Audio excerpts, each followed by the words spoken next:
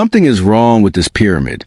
Stand near the village of Meidum in Lower Egypt, roughly 60 miles south of Cairo, at the edge of the flat desert where the fertile green of the Nile Valley simply ends, and look west. You'll see it rising from the sand. A massive column of stone, approximately 200 feet tall, its walls sheer and nearly vertical, its top jagged and broken against the sky. From a distance, it looks like a tower, a medieval keep, the stump of something that was once far taller. It doesn't look like a pyramid, and that should immediately tell you something. Now look at what surrounds it. At the base of that stone column, spreading outward in every direction, is an enormous mound of rubble, sloping, sand-covered, stretching outward more than 100 feet in places. Not natural desert accumulation, not centuries of wind-carried sand, but millions of tons of cut limestone blocks, shattered and tumbled and softened now by 4,000 years of exposure. The mound is so vast, so evenly distributed around the base, that from above the pyramid appears to be sitting in the center of a shallow crater. It isn't a crater, and that material is not the desert. That is the outer shell of the pyramid. It slid off, not gradually, not over centuries of slow erosion. The physical evidence, and there is a great deal of physical evidence, points to a single catastrophic event, a structural failure so sudden and so massive that it deposited the equivalent of a small mountain of dressed stone around the base of the monument in what may have been a matter of minutes. The ancient Egyptians never recorded it, not in any surviving inscription, not in any administrative text, not on any temple wall. The official record of what happened at Meidum is silence, but the silence itself is the record, because in the years surrounding this event, the engineers working on Sneferu's second pyramid, 60 miles away at a site called Dahshur, did something extraordinary, something visible from a mile away, something that has puzzled archaeologists since the moment the first modern scholar laid eyes on it. They changed the angle of the pyramid, midway through construction, in one of the most abrupt and obvious structural corrections in architectural history. You do not change the angle of a pyramid in the middle of building it unless something has terrified you. This is the story of that terror, and of what it built. To understand why a pyramid fell apart, you first have to understand what a pyramid was for, not the surface-level answer.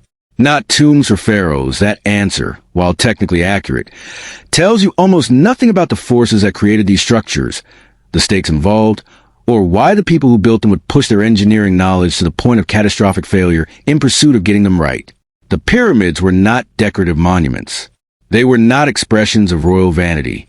They were functional objects with a specific metaphysical purpose.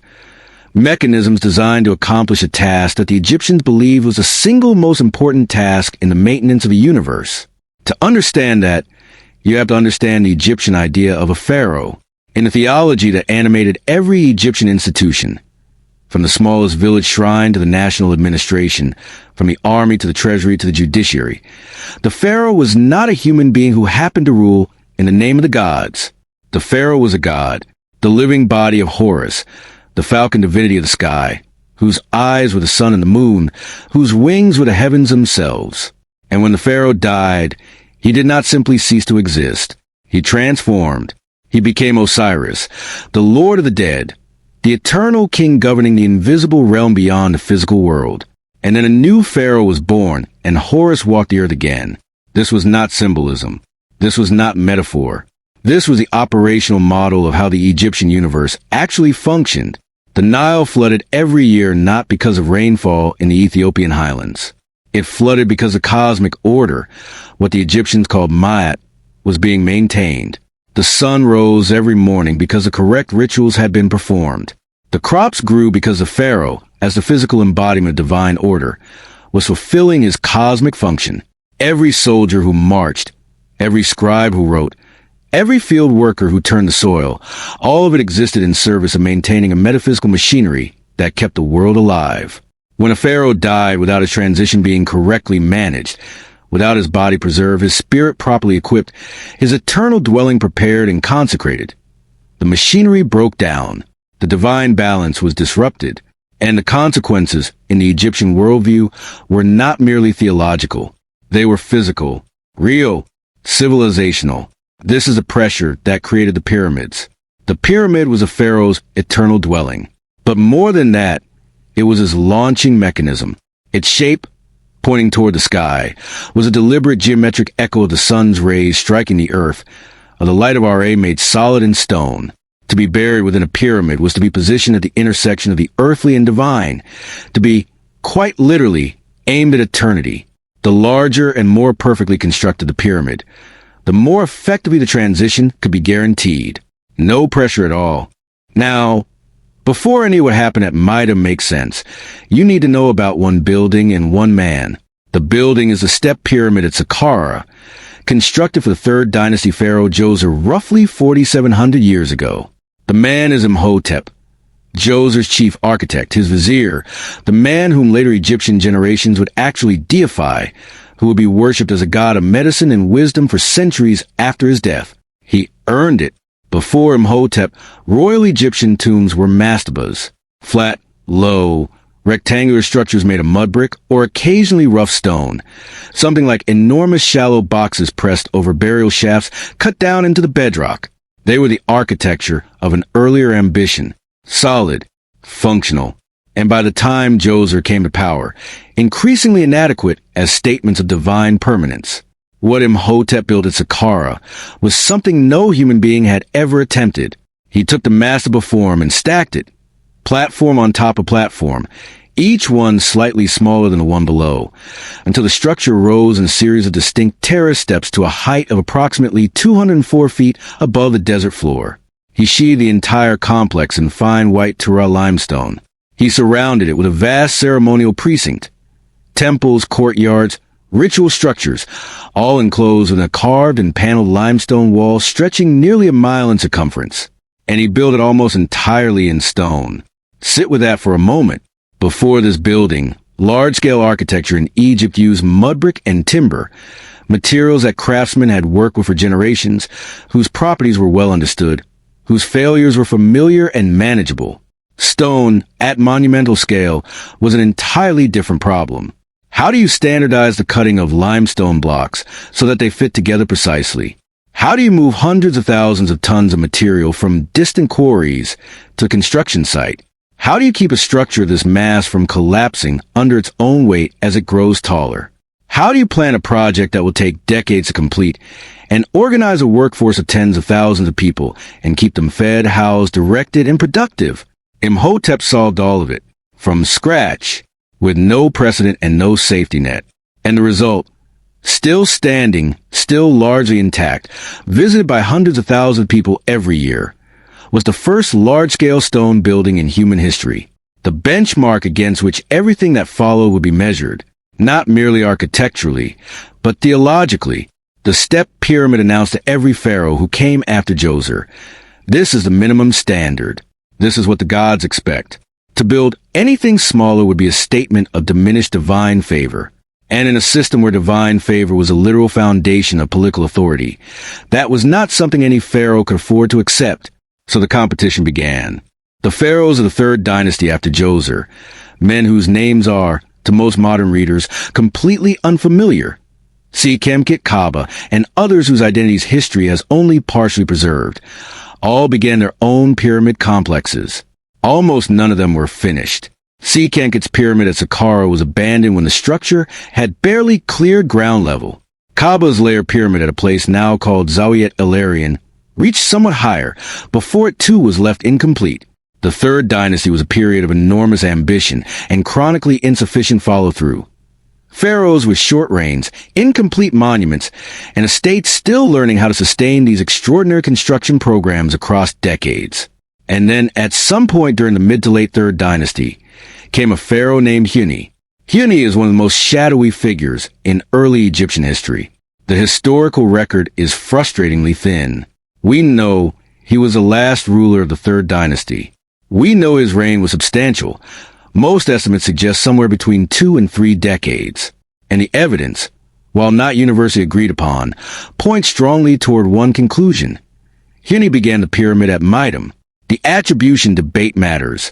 Some scholars argue the entire project was Sneferu's from the beginning, since early graffiti at the site named Sneferu rather than Huni. But what is clear is this. Construction at Meidum during the earliest phase followed the established 3rd dynasty formula.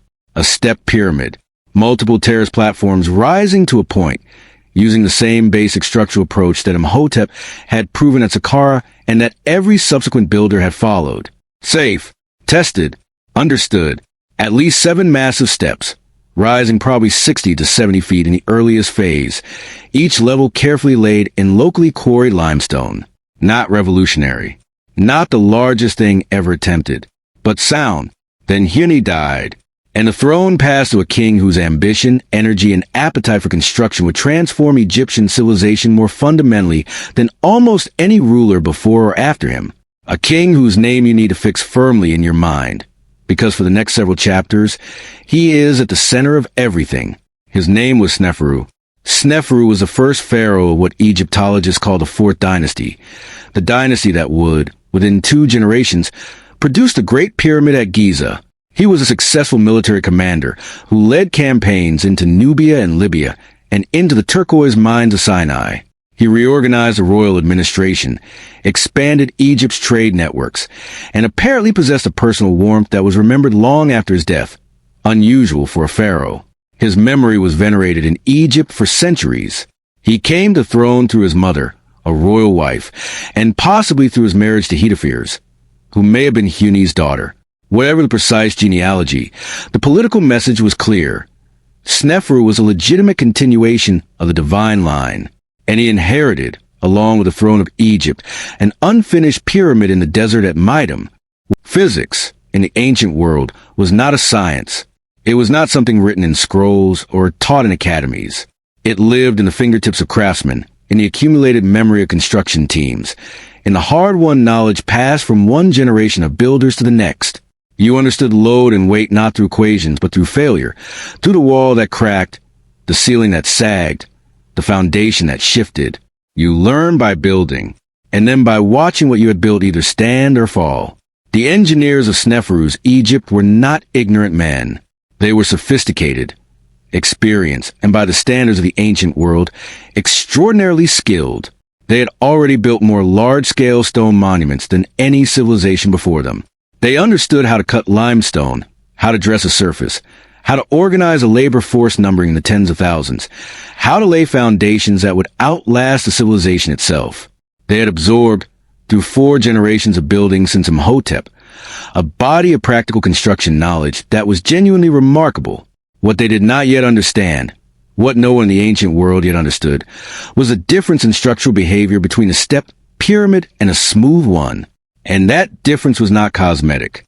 It was fundamental. Stand at the base of a step pyramid, something like Joseph's at Saqqara, and think about the weight above you, every block pressing down, straight down, into the step below it, into the step below that, all the way to the bedrock. The broad, flat terrace of each step acts as a platform for the structure above. The geometry works naturally with the force of gravity. A step pyramid, in a very real structural sense, wants to stand still. Its shape is a stability. Now imagine filling in those steps, packing the terrace notches between each level with loose material, crushed limestone, rubble, rough-cut stone, and then laying a smooth outer casing over the whole thing. You have changed the geometry of the outer surface from horizontal steps to an inclined plane, and every block on that inclined plane is now under an entirely different kind of stress. Its weight is no longer pressing straight down. It is pressing downward and outward, toward the base, away from the center. The steeper the angle, the more force is directed laterally. The outer surface of a smooth pyramid is under constant outward thrust. It wants to spread. A step pyramid manages this problem naturally, through its own shape. A smooth pyramid must manage it through the integrated strength of the entire structure. Every layer tied to every other layer, the whole thing acting as a single coherent mass, so that no part can move independently of the rest. The outer shell and the inner core have to be one thing, not 2 things leaning against each other. This was the engineering challenge. And this is exactly what the builders at Meidum failed to solve. To understand what they actually constructed, you have to understand that the Meidum Pyramid did not arrive at its final form in a single campaign of work. It grew in 3 distinct phases, each one built over or around what came before. The first phase, likely Huni's project, or Sneferu's earliest intervention, was a 7-step structure of modest height, built in the sound, tested style of the Third Dynasty. Solid core masonry, coarse as a stone laid with a slight inward lean for stability. Each step a properly laid platform of limestone blocks. Nothing revolutionary, nothing dangerous. Entirely within the range of what Egyptian builders had proven they could do. Then came the enlargement. Sneferu's builders extended the base outward and added an 8-step, increasing the overall height and mass of the structure. Still stepped, still following the rules, still safe. Then came Phase 3. And Phase 3 was unlike anything that had been attempted before. To convert 8 visible steps into a smooth diagonal face, the engineers had to fill in the terrace spaces between the steps, the open notches cut into the pyramid's profile, with material that would bring the surface up to a uniform slope. What they used was loose limestone chips, rubble, and roughly broken stone, packed in, course by course, against the face of the existing stepped core, not bonded to it with mortar of any structural significance, not integrated with it through carefully interlocking blocks, simply pressed against it, filling the space. On top of that fill, they laid the outer casing, beautifully cut blocks of white Tura limestone, quarried from across the river and transported to Meidum, dressed smooth on the exterior face, laid at an angle of approximately 51 to 52 degrees from the horizontal. The gleaming surface that would, when finished, catch the light of the rising sun and announce to anyone within miles of the site that something had been achieved here that had never been achieved before. Something was being achieved here. The question was what? To understand why Sneferu was willing to attempt this, why his engineers did not simply say the known design is working, leave the steps, seal the monument, you have to understand what the smooth-sided pyramid meant in the theology of his time. Earlier pyramid forms carried associations with the staircase, the ascent, the spirit of the king climbing step by step toward the northern stars. The smooth pyramid meant something different. It meant the Benben, the primordial mound that rose from the waters of chaos at the moment of creation, the first solid thing in the universe, the foundation of everything that came after. And it meant the beam of sunlight, the wedge of light that breaks through clouds and strikes the earth in a clean diagonal line. The smooth pyramid, sheathed in polished white limestone, was a sunbeam made permanent in stone. During Sneferu's time, the cult of Ra, the sun god, the creative fire at the center of the Egyptian cosmos, was growing in theological dominance. The pharaoh's divine identity was increasingly articulated in solar terms. To build the first successful smooth pyramid was, in this context, more than an architectural achievement. It was a statement about who Sneferu was in relation to the divine order. It was proof of his alignment with the most fundamental creative power in the universe.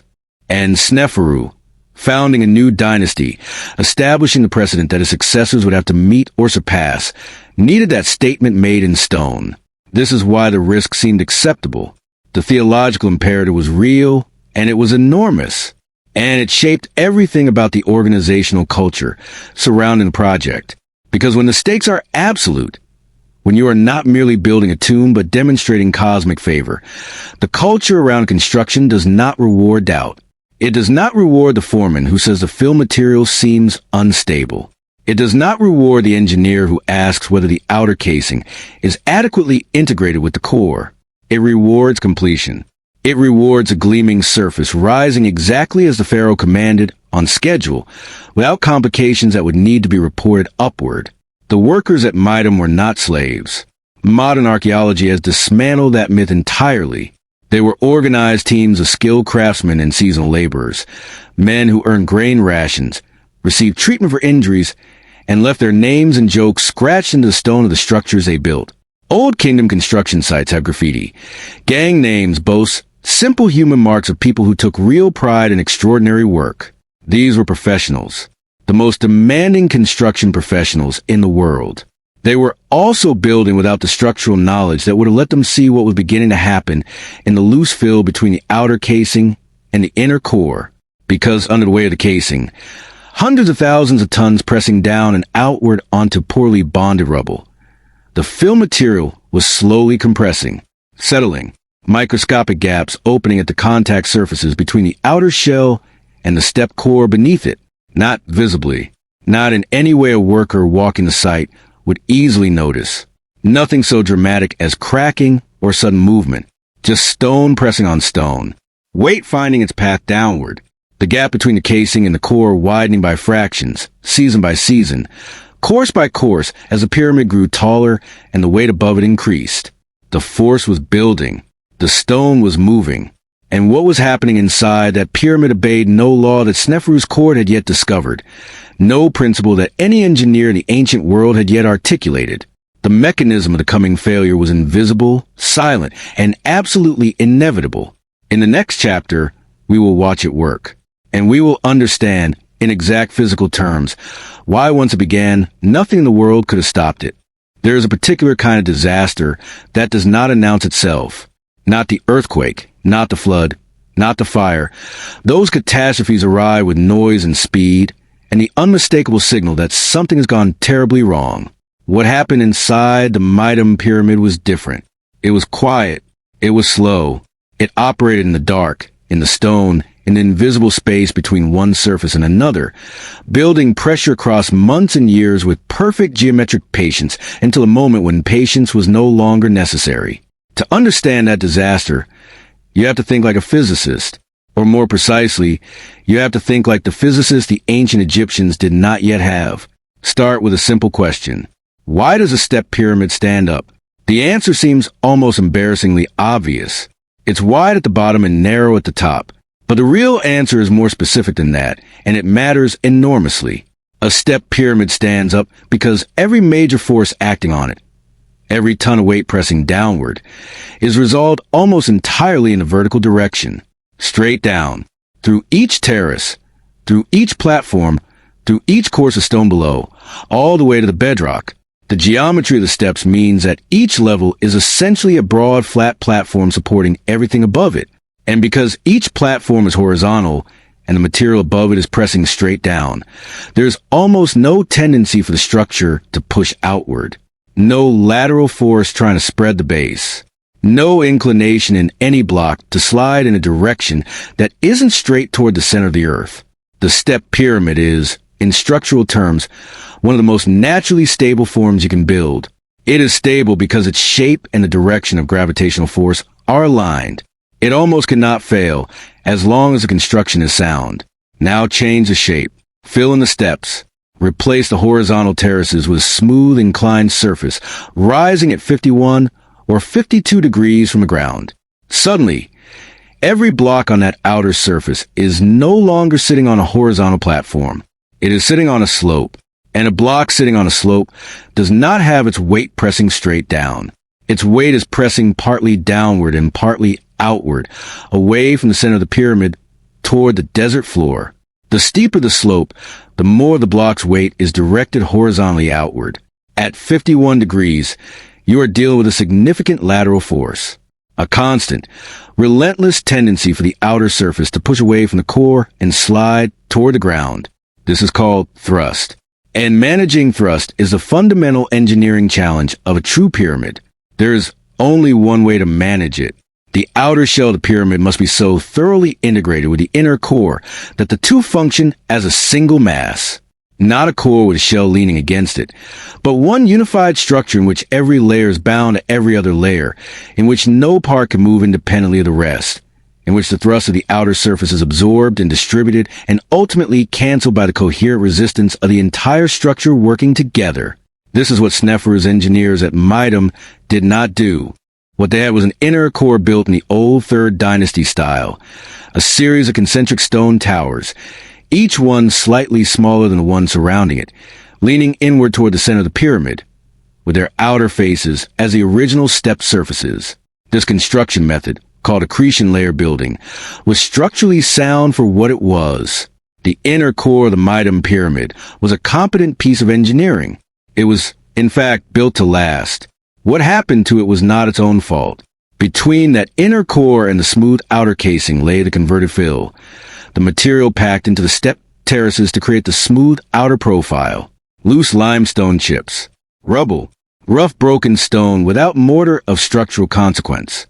Billions of individual fragments of rock compressed against each other by their own weight, but not bonded into a coherent mass.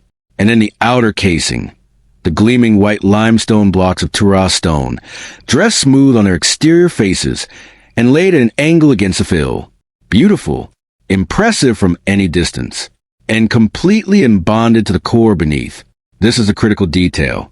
In later Egyptian pyramid construction, starting from the lessons of exactly this disaster, engineers would develop techniques to ensure that the outer casing was integrated with the internal structure through carefully laid bonding courses, through the specific sizing and placement of blocks designed to tie the shell to the body beneath it.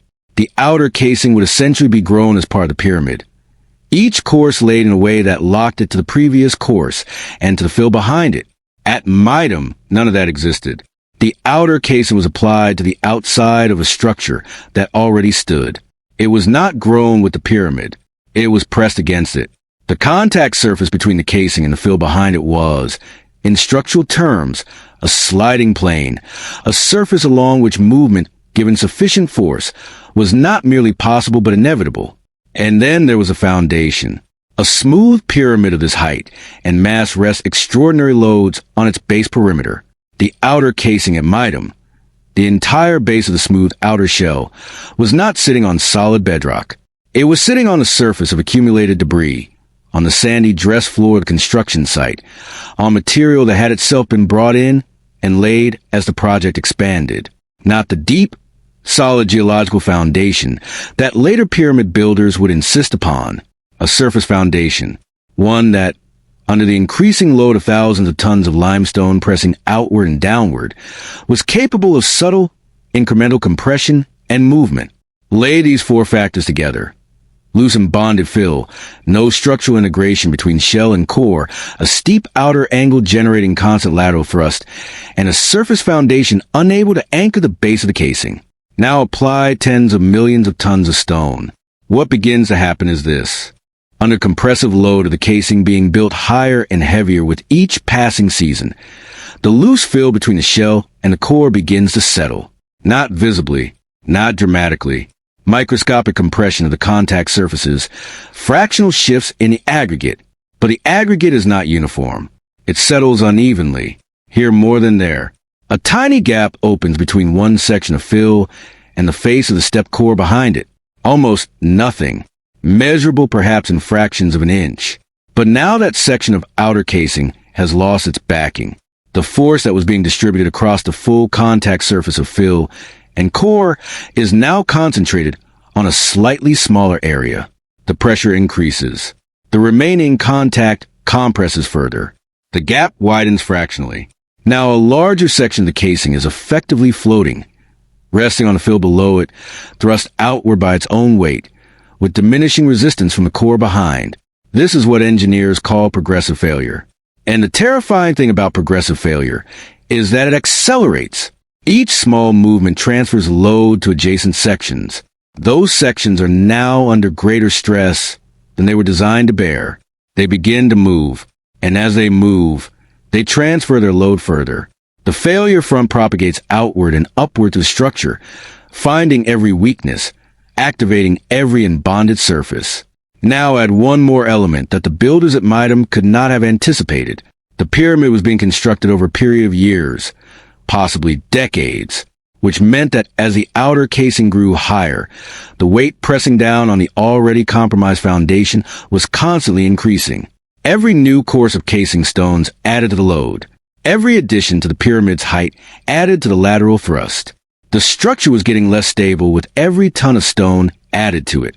The very act of building was accelerating the failure, and still none of this was visible from the outside. The foreman walking the base of the pyramid each morning would have seen nothing alarming. The dressed limestone surface was smooth, intact, gleaming. The courses above were progressing normally. Perhaps, if they looked very carefully, they might have noticed hairline cracks in the pavement stones at the base of the outer casing, the faintest trace of foundation shifting under pressure. Perhaps those cracks were noticed and dismissed, attributed to the normal settling of a large structure, reported to supervisors who passed the information up a chain of command that had no interest in hearing it. Or perhaps no one noticed anything at all. Perhaps the surface gave no warning whatsoever until a moment it gave every warning simultaneously. something triggered the final catastrophic release. The exact trigger, whether a significant seismic tremor in a region that does experience earthquakes, whether a sustained period of expansion and contraction from the thermal cycling of the desert, whether simply the accumulated weight of construction finally exceeding the last friction holding the outer shell in place, we do not know with certainty. The ancient record does not tell us. The physics does not require us to identify a specific trigger.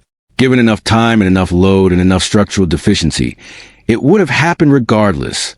What we know is that it happened, and when it did, there was nothing quiet about it. The sound would have come first, a low vibration, a deep, grinding resonance moving through the stone underfoot, felt in the soles of the feet before it was heard with the ears. The kind of sound that registers in the body as wrongness before the mind has time to name it. Then movement, not a trembling, not the familiar gentle shaking of a cart rolling over rough ground or the distant thud of a heavy block being set into place. Something slower than that, and far more wrong. A slow, massive lurch in the outer face of the pyramid. An almost imperceptible initial shift. A microscopic yielding of the last remaining friction along that long unbonded contact surface. And then the acceleration. Because once a structure of this mass and this geometry begins to move outward, there is no arresting it. The same force that caused the failure, the weight of millions of tons pressing downward and outward, is now entirely unresisted. Every ton of the outer casing that shifts outward adds its weight to the movement already in progress. Every stone that begins to slide accelerates the slide of every stone beside it. The failure front, which had been creeping through the structure for months or years in total silence, now propagated a speed that turned the abstract mathematics of force and mass into something immediate and catastrophic and absolute. The workers on construction ramps. And there have been workers on the ramps, teams of men hauling stone, dressing block, laying courses, would have had almost no warning.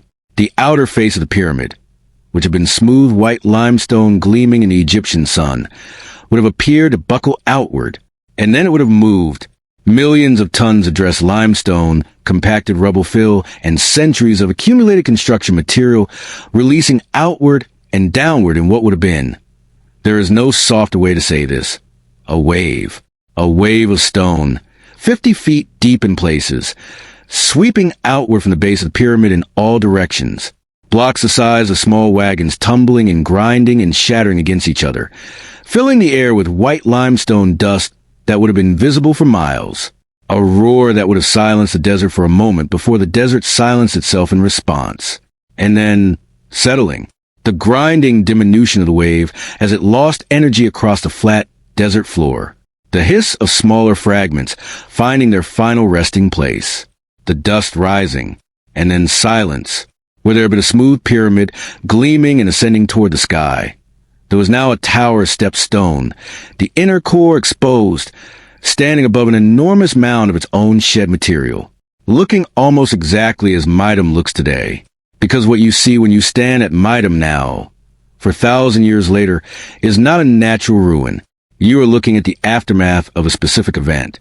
The tower you see is the inner core of the pyramid, the original step structure that Huni or Sneferu's earliest builders laid. The mound around it is the outer shell and the fill, the conversion material, lying where it landed.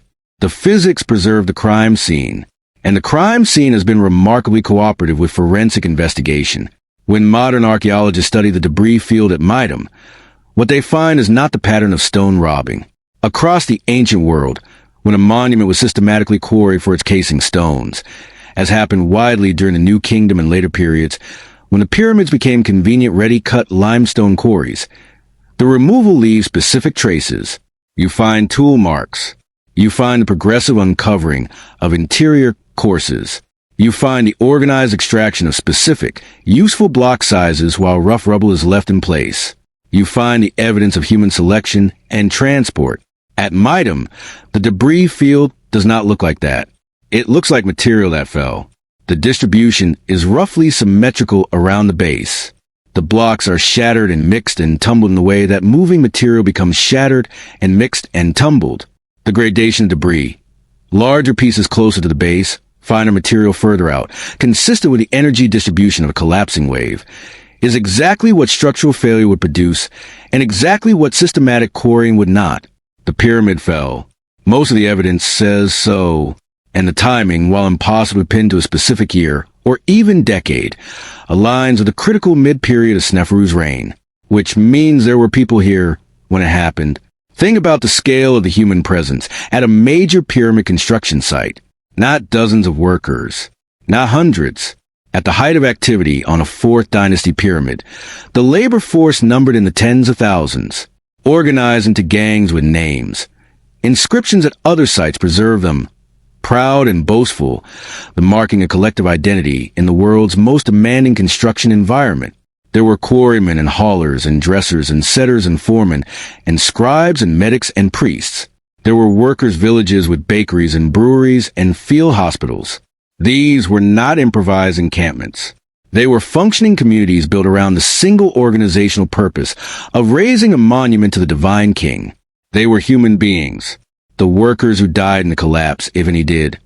And the geometry of the event, the speed and direction of failure, suggests that the greatest danger was at the base perimeter and on the lower ramps, precisely where workers would have been concentrated.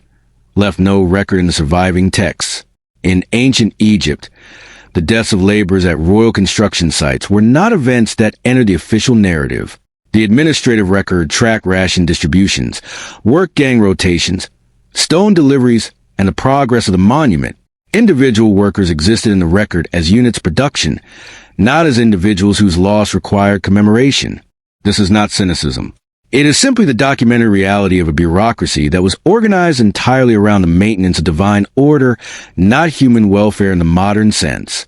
The workers themselves, as the graffiti and the physical evidence of their care at sites like Giza tells us, live within a social contract that they understood and, in many cases, genuinely honored. They were proud of what they built. They were not invisible to each other, even if they were invisible to history. But what happened at Meidum was invisible to history in a far more deliberate way.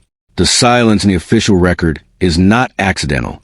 It is a product of a systematic cultural reflex, one that anyone who has ever worked within a hierarchical institution will recognize immediately.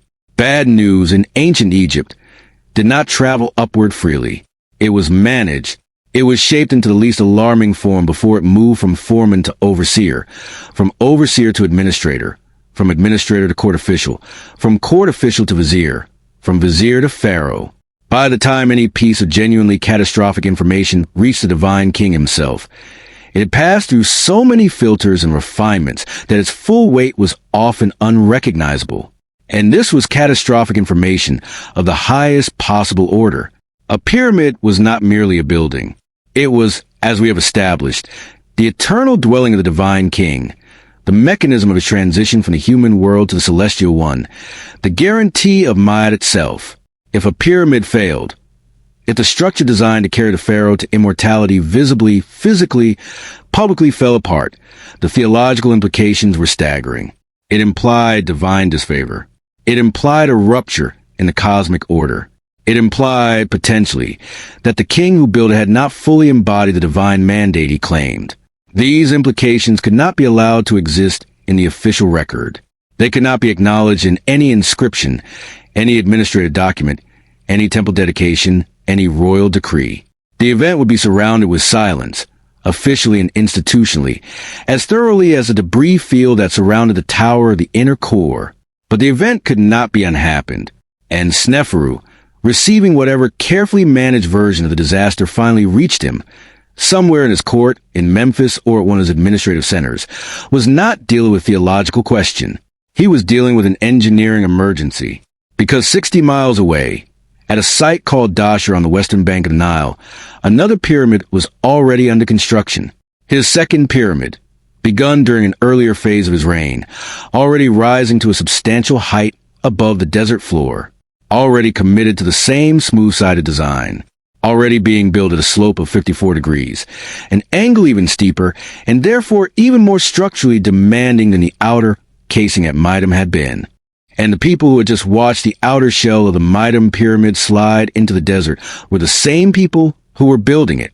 The question of what Sneferu did next, and more importantly, what his engineers did next, is a question that makes this disaster one of the most consequential events in the history of human construction. Because the answer is visible from a mile away. The bent pyramid announces itself from a distance in a way that no other monument in the ancient world quite manages.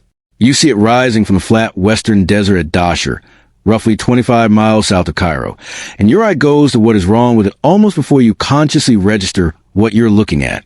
The lower portion rises steeply from the desert floor at 54 degrees, one of the sharpest angles ever attempted on a pyramid of this scale.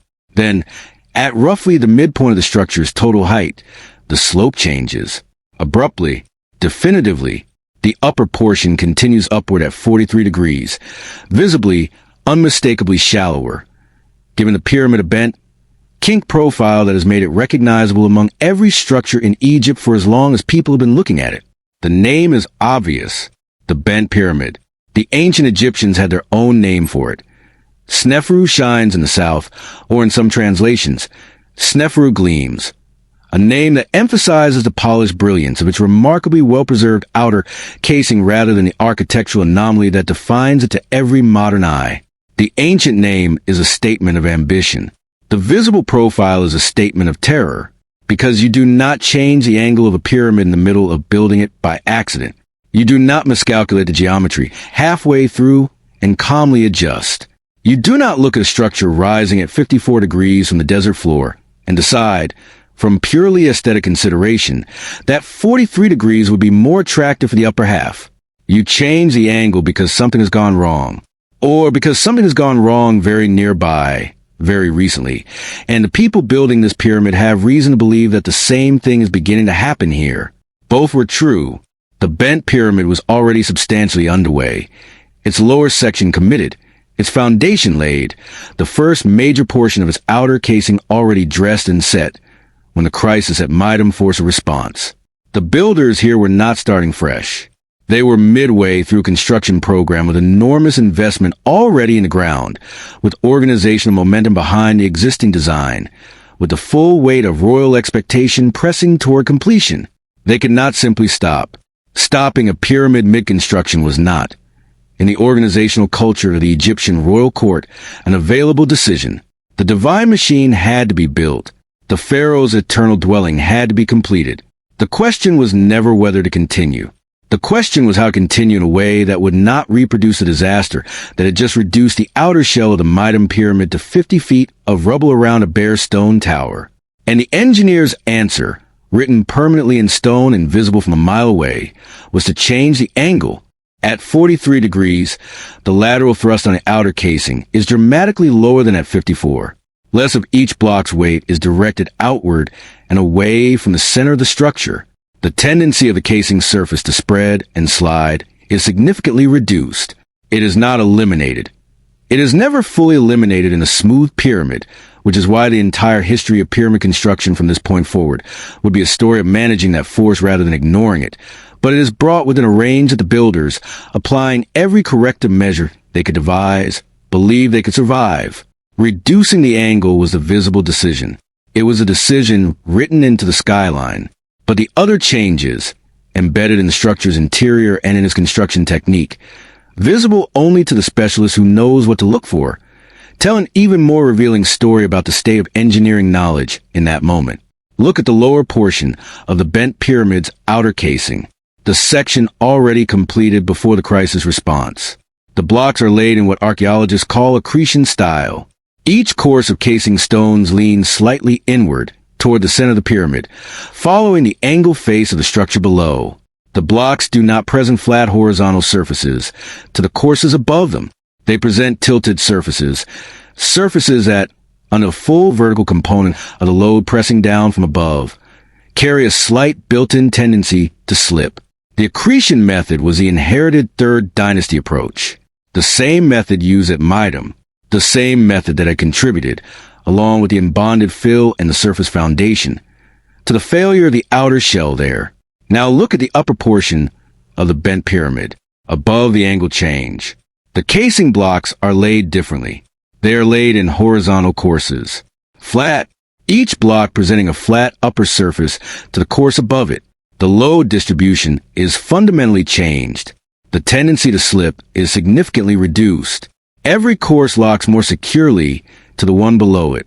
The structure above the breakpoint behaves more coherently as a single mass, the outer casing integrated with the material behind it in a way the lower section never fully achieved. This is not decoration. This is not a stylistic shift. This is a complete revision of casing philosophy, implemented mid-construction, in a building that still shows the older method in its lower half. The bent pyramid is not merely bent in angle. It is bent in technique. Two different engineering approaches, one stacked on top of the other, in a monument that permanently documents its own moment of transformation. But even this was not the full extent of what the engineers were dealing with, because inside the bent pyramid, the evidence of crisis is more intimate still. The pyramid has two separate entrances, one cut into the north face in the traditional orientation toward the northern stars, and a second entrance cut into the west face. This is architecturally without precedent in earlier pyramids. It has no clear ritual explanation in the funerary traditions of the period. The most compelling interpretation, supported by the structural evidence found in the interior, is that the north passage and the lower chambers connected to it were developing problems. Signs of stress, settling, cracking in the stone, that forced the engineers to create alternative access to the burial spaces, while the original passage system was reinforced and managed. The west entrance was, in this reading, an engineering workaround, a structural confession cut into the stone. Inside the lower chambers accessible for the north passage, archaeologists found something that brings the human reality of this moment into sharp focus. Cedar logs, massive timber beams of Lebanese cedar, a material that had to be sourced from the forests of the Levant, transported by sea to the delta, then moved across the desert to Dahshur at considerable organizational cost, propped against the walls and ceilings of the interior spaces. Emergency shoring, the ancient equivalent of watching a structure you have built begin to move in ways it should not move, and responding with the tools immediately at hand. Cedar from the far edge of the Egyptian world, imported through the very trading networks that Sneferu himself had worked to expand, now being used not for the fine wooden elements of royal burial equipment, not for sacred ritual objects, but as improvised props holding up the ceiling of a pyramid that was compressing around its own engineers. Think about the human reality of that moment, not abstractly. Actually think about it. These were the finest construction professionals in the ancient world. Men who had organized and executed engineering projects to a scale that would not be matched anywhere else on Earth for centuries. They understood stone the way a musician understands sound, intuitively, practically, from years of immersive engagement with the material and its behavior under stress. They had absorbed every lesson their predecessors had learned, from Imhotep's first experiments in monumental stone construction at Saqqara forward through 4 generations of increasingly ambitious building. They were the best, and they were standing inside a structure that was slowly, incrementally, failing, knowing that 60 miles to their north, the outer shell of the previous project lay in a field of rubble around a bare inner core, knowing that what was happening in the chambers around them bore a troubling resemblance to what had preceded that disaster. Propping the ceiling with imported timber, rerouting the entrance passages to preserve access to the burial chamber, changing the construction technique on the upper half of the pyramid while the lower half, already committed, retained every structural vulnerability they had not yet known to avoid. The pressure bearing down on these men, professional, personal, theological, existential, is almost impossible to fully appreciate from the distance of 4,000 years. A failure here was not merely an engineering embarrassment. It was potentially the end of careers, the disruption of the divine order, the interruption of the Pharaoh's eternal destiny. The stakes were cosmic, and the tools were timber and stone and the accumulated practical wisdom of a generation, learning its most important lessons in real time. And yet, they kept working. They modified. They adapted. They changed the angle. They changed the technique. They reinforced the interior. They added the second entrance. They documented every corrective measure in the stone itself, and then they covered all of it in the finest limestone casing ever yet applied to a pyramid, and they called it Sneferu Gleams in the south. The bent pyramid was completed. It stands today as the most intact of any pyramid in Egypt. Most of its original outer casing still clinging to its surface, glowing the desert light with a warmth that makes the name feel almost earned. It is beautiful in a deeply unsettling way. a monument to intelligence under duress, to engineering under conditions that would have broken a lesser institution, to the human capacity to continue solving problems, even when the full weight of civilizational failure is bearing down from directly above. But Sneferu's engineers knew exactly what it was. They knew the lower section still carried structural compromises that no amount of reinforcement had fully resolved. They knew the cedar props were a response, not a cure. They knew the change in angle had brought stability in the upper half, but had not retroactively fixed the vulnerabilities already built into the lower. The bent pyramid was the world's most expensive field experiment, a structure that proved the principle while simultaneously demonstrating that proving a principle on a compromised foundation in a building already committed to the wrong technique was not the same as solving the problem. What was needed was a clean start, a pyramid begun from the ground up with nothing inherited, nothing compromised, nothing carried forward from the old methods except the lessons learned from their failure. Every choice made with the full understanding that Meidum and the bent pyramid had purchased. Every foundation stone laid with the knowledge of what insufficient foundations cost. Every course of casing blocks laid horizontally, bonded to the structure behind it, integrated rather than pressed. A pyramid that would prove, completely and permanently, that the true pyramid could be built. Sneferu built it too, and what he built and how his engineers built it reveals the full depth of what the disaster at Meidum had taught them. Stand at Dahshur in the early morning, before the heat rises and the desert light flattens everything into sameness, and look north. The bent pyramid is behind you, its kinked profile catching the first warmth of the sun. Ahead of you, roughly a quarter-mile away across flat sand, another pyramid rises from the plateau, larger, cleaner, profoundly, almost achingly symmetrical. This is the Red Pyramid, and it is one of the most important buildings ever constructed by human hands.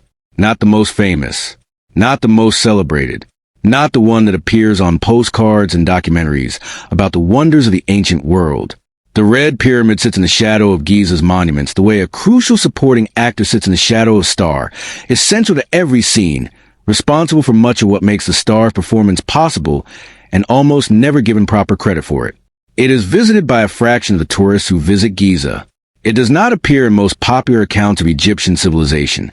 Its name, when it appears at all in conversation about ancient Egypt, usually requires explanation. This is historically unjust, because the Red Pyramid is the building that proved the true pyramid could be built, not theorized, not attempted, not bent and reinforced and shored with timber and completed under duress. Built correctly, from the ground upward, a clean diagonal profile rising at 43 degrees from its foundation to its apex, without compromise, without structural confession, without the visible evidence of panic written into its geometry. It was the first true pyramid in history that actually worked. The name comes from the color.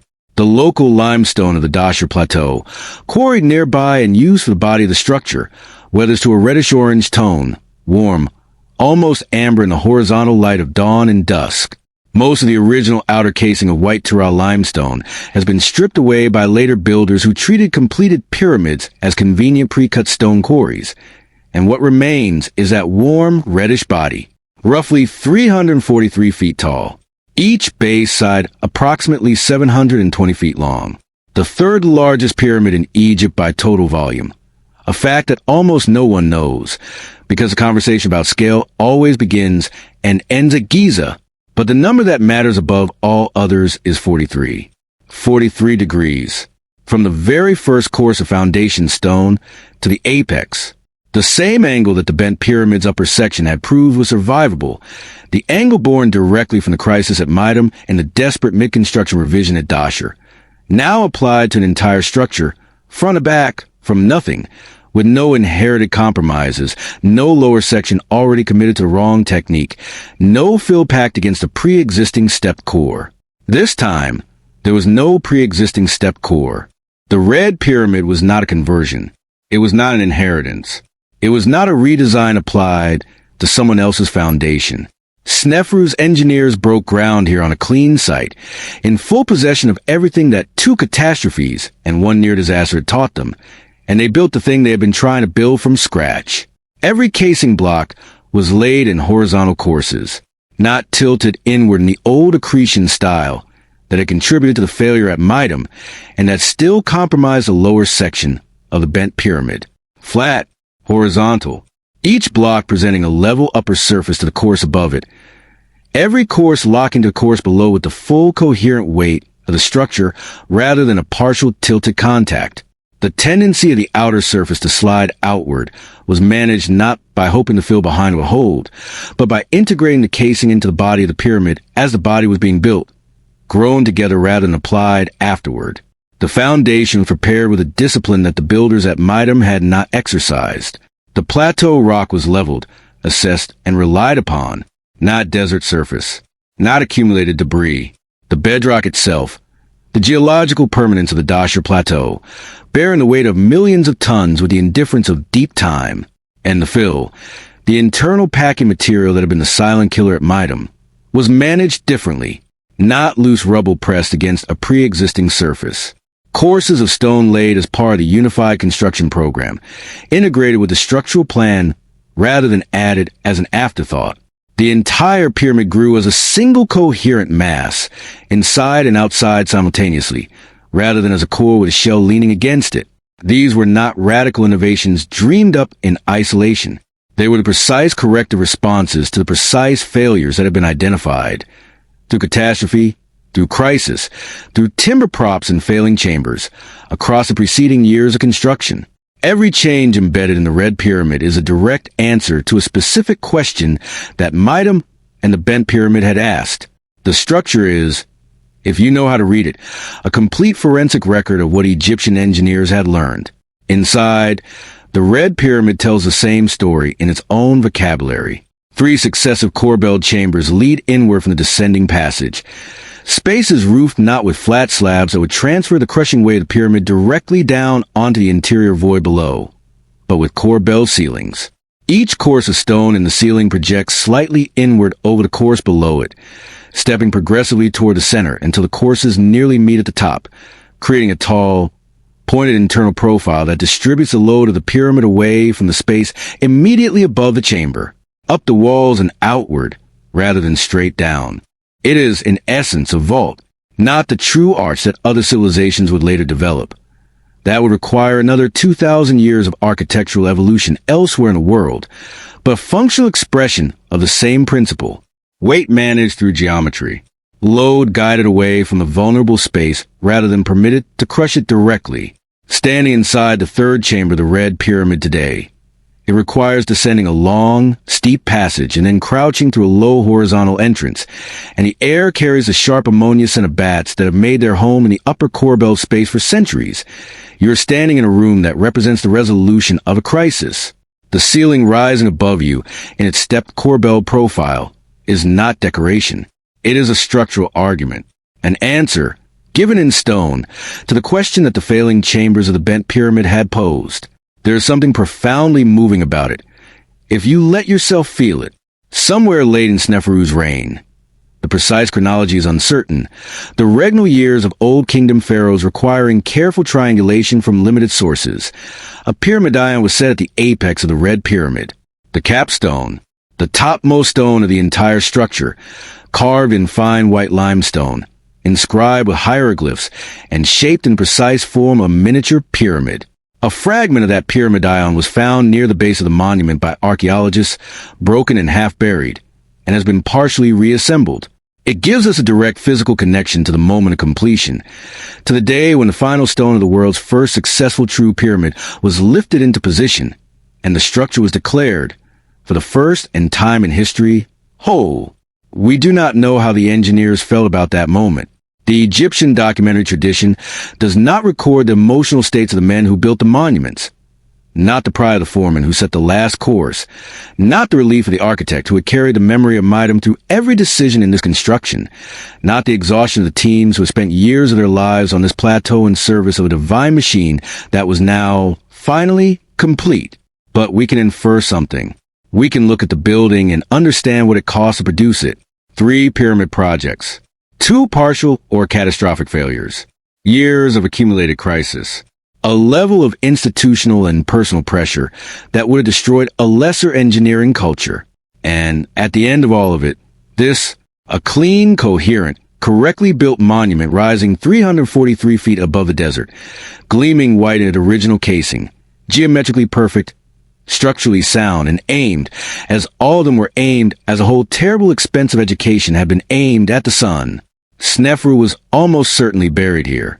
The evidence is incomplete, as it always is for Old Kingdom royal burials, but human remains found in the third chamber, fragments of mummy, linen wrappings. The physical traces of a completed funerary program suggest that the Red Pyramid served its ultimate purpose. The mechanism worked. And when Sneferu died and his son Khufu ascended the throne of Egypt, he inherited not just a kingdom and a dynasty. He inherited everything his father's disasters had purchased. Khufu was a young man when he came to the throne of Egypt. We do not know his exact age at accession.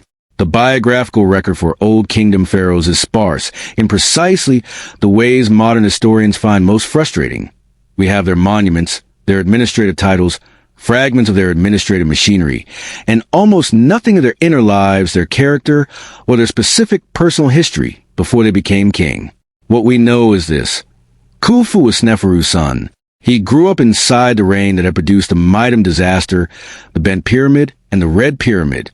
He grew up surrounded by the engineers, architects, and administrators who had lived through all of it, who had watched the outer shell of pyramids slide into the desert, who had propped failing chambers with imported cedar, who had changed the angle of a monument midway through its construction and called the result Sneferu Gleams in the South. When Khufu decided to build his pyramid, he was not working from theory. He was working from memory, from the accumulated, hard-purchased knowledge of a generation that had made every possible mistake at monumental scale and had survived to document the corrections in stone. He was, in the most literal sense, the heir of catastrophe. His chief architect and vizier was a man named Himeyunu, Khufu's cousin, the son of Prince Nefermat, and the grandson of Sneferu himself. The man who designed the Great Pyramid at Giza was the flesh and blood of the dynasty that had built the Meidum Pyramid, watched it fail, built the Bent Pyramid, watched it crack, and finally built the Red Pyramid correctly. When Himeyunu took his surveying instruments to the Giza Plateau and began laying out the foundations of what would become the most precisely engineered large structure in the ancient world, the disaster at Meidum was not distant history. It was recent, possibly within the living memory of men still working in the construction program, possibly something his grandfather's engineers had described to him directly in the specificity of men who had been there. He chose his construction site accordingly. The Giza Plateau is not merely a flat piece of desert. It is a massive exposed slab of solid Eocene limestone, geologically stable, structurally uniform, extending far below the surface in a formation that engineers today would recognize as one of the finest natural foundations imaginable for a large compressive load. Khufu did not choose Giza because it had a nice view of the Nile. He chose it because it was the most geologically sound building site in the region, because the lesson of what happens when your foundation compresses and shifts beneath millions of tons of inclined stone had been permanently inscribed into the institutional memory of Egyptian engineering. The bedrock of the plateau was cut, leveled, and prepared with a precision that still astonishes modern surveyors. The base of the Great Pyramid, 755 feet on each side, is leveled to within a variation of roughly 2¼ inches across the entire perimeter. 2¼ inches, over 755 feet, achieved with hand tools and organizational genius.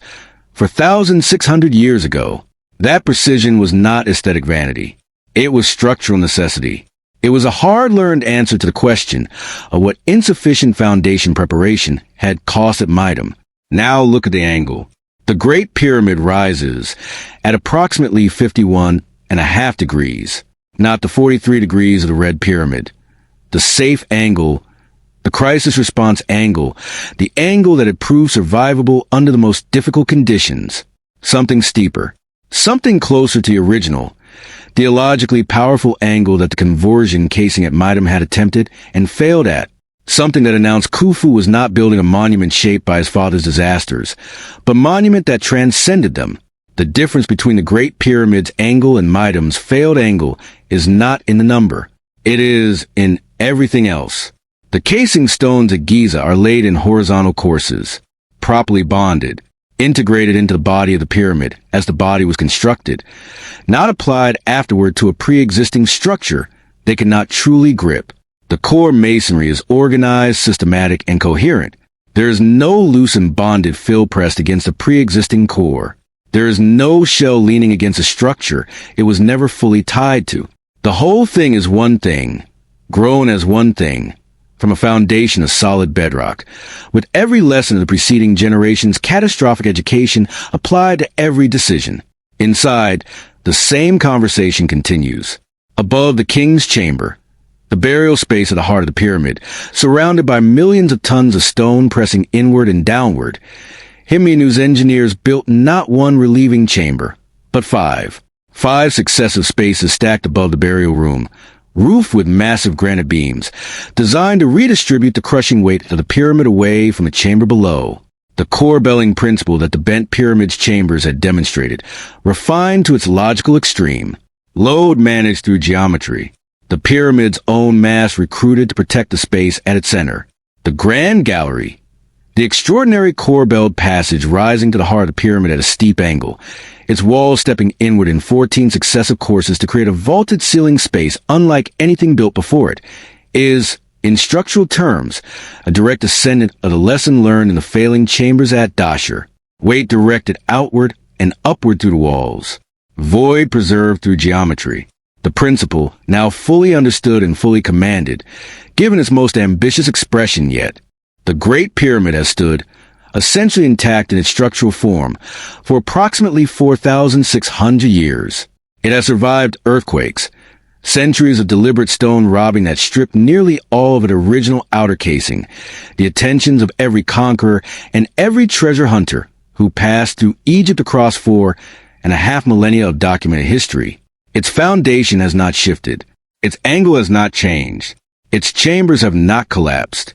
The 2.25-inch level tolerance of its base perimeter, established the morning its first foundation stones were laid, has not been violated by the passage of time. It works, and it works because of Meidum, because of the slow, inaudible progress of failure through unbonded fill on a desert surface foundation, 4,600 years ago in the Egyptian desert. Because of the wave of stone that swept outward from the base of a pyramid that was being pushed past the boundary of what its builders understood. Because of the panic in a royal court that dared not speak the name of what had happened. Because of the cedar props in failing chambers. Because of the changed angle written into the skyline at Dahshur. Because of every correction, every revision, every hard lesson absorbed into the institutional memory of a construction culture that refused to stop building even when its most ambitious building had just fallen apart. This is how civilizations learn. Not cleanly, not through the inspirations of solitary geniuses, working in serene contemplation of abstract principles. Through failure. Through the catastrophic, expensive, sometimes deadly encounter between human ambition and physical reality. Through the moment when the stone moves and the dust rises and the silence after is so total that the only sound is a sound of understanding beginning to form in the minds of the people who were there to witness it. The Meidum Pyramid never became what its builders intended. It stands today, for 1,000 years after its outer shell slid into the desert, as a broken tower above a field of its own debris, visited by far fewer tourists than it deserves, understood by far fewer people than it should be. It is not celebrated. It is not on the list of the great achievements of ancient civilization. It is not the monument you picture when someone says the word Egypt. But without it, there is no Great Pyramid. Without the rubble at Meidum, there is no changed angle at Dahshur. Without the changed angle at Dahshur, there is no Red Pyramid. Without the Red Pyramid, Himyunu goes to the Giza Plateau without the knowledge he needed to build the most perfectly engineered large structure in the ancient world. Without that knowledge, the Great Pyramid is not built correctly or not built at all, or built in the way that Meidum was built, with ambition exceeding understanding. And 4,600 years later, the Giza Plateau looks like Meidum. The monuments we celebrate are not the achievements of the engineers who built them. They are the achievements of the engineers who failed before them, who watched the stone fall, who went back to the drawing ground in the shadow of disaster and found, in the physics of failure itself, the precise instructions for how to succeed. Every civilization that has ever built anything worthy of outlasting its builders has learned this way, through the structure that did not hold, through the catastrophe that refused to stay buried, through the field of rubble that tells the truth more plainly and more permanently than any inscription on any temple wall. The Egyptians never admitted what happened at Meidum. The stone never forgot.